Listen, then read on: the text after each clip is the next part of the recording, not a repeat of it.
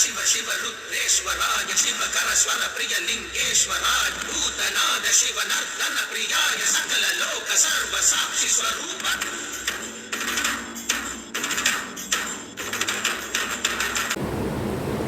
ஒரு நிலையாம் சிவநிலையில் இருந்த உயிர் அறிவால் 2, 3 என பிரிந்து ஆறறிவாக மனிதரிடம் காணப்படுகிறது. இந்த ஆறறிவின் காரணமாக மனிதன் எவ்வாறு பிறவிச் சூழலில் சிக்குண்டிருக்கிறான் என்பதை மாணிக்க வாசகர் திருவாசகத்தில் உள்ள சிவபுராணத்தில் கீழ்வருமாறு விளக்குகிறார்.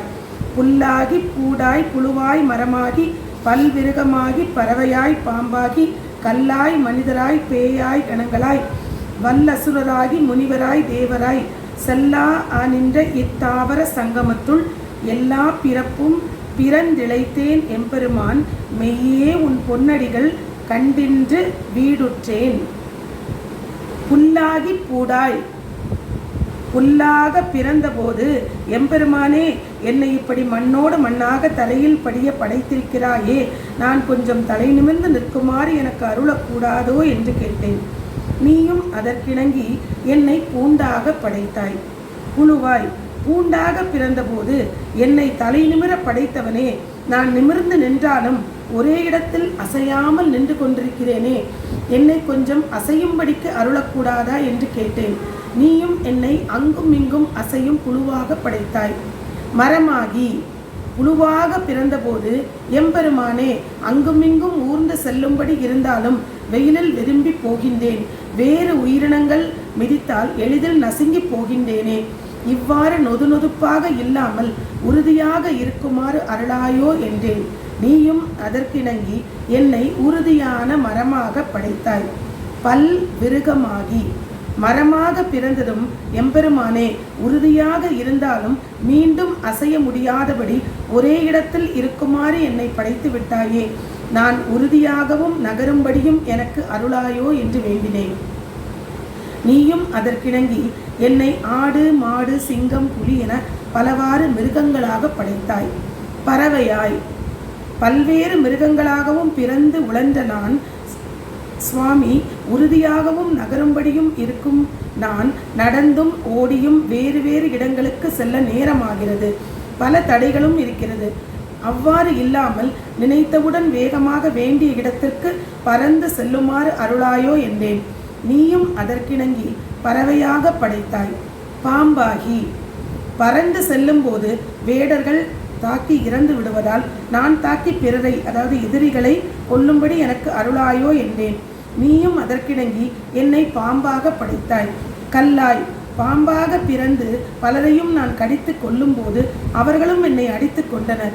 இவ்வாறு யாரடித்தாலும் அசையாமல் இருக்கும்படி எனக்கு அருளாயோ என்றேன்.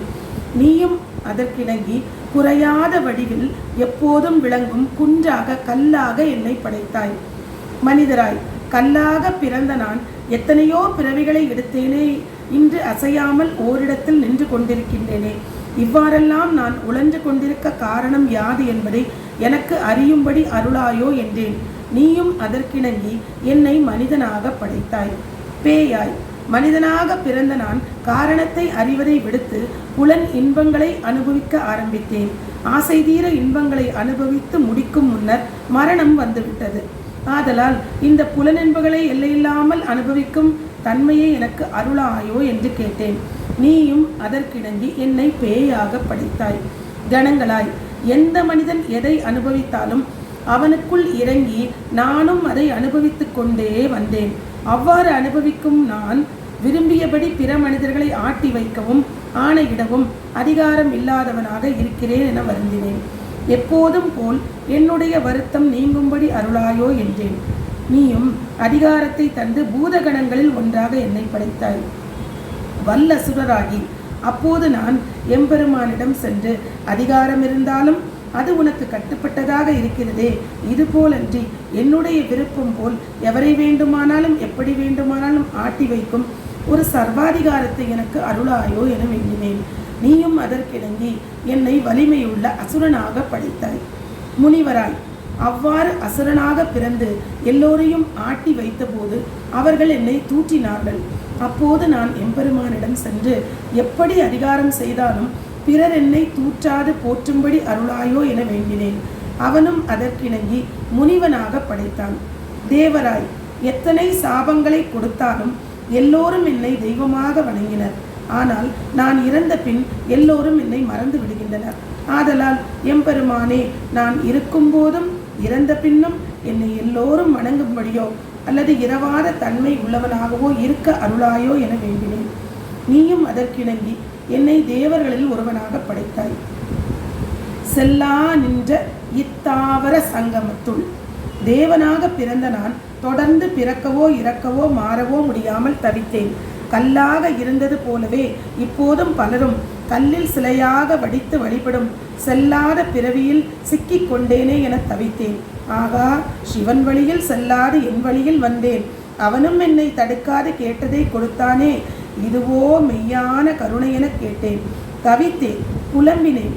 நீங்காமல் நிலைத்திருக்கும் பிரபஞ்சத்தில் செல்லா நின்ற இத்தாவர சங்கமத்துள் தவித்தேன். எல்லா பிறப்பும் பிறந்து இழைத்தேன் எம்பெருமான். எல்லா விதமான பிறப்பாகவும் பிறந்து களைத்து போனேன் சுவாமி. மெய்யே உன் பொன்னடிகள் கண்டு இன்று வீடுற்றேன். இன்று நான் உணர்கிறேன், மீண்டும் மீண்டும் பிறந்து உழல்வதால் உன்னிடம் வேண்டி வேண்டி பலதையும் பெறுவதால் துன்பமே பெருகும். நீயே கதி என உன் திருவடிகளை பணிவதால் மட்டுமே நீங்காத இன்பத்தை அடைய முடியும் என்பதை யான் இன்று உணர்ந்தேன்.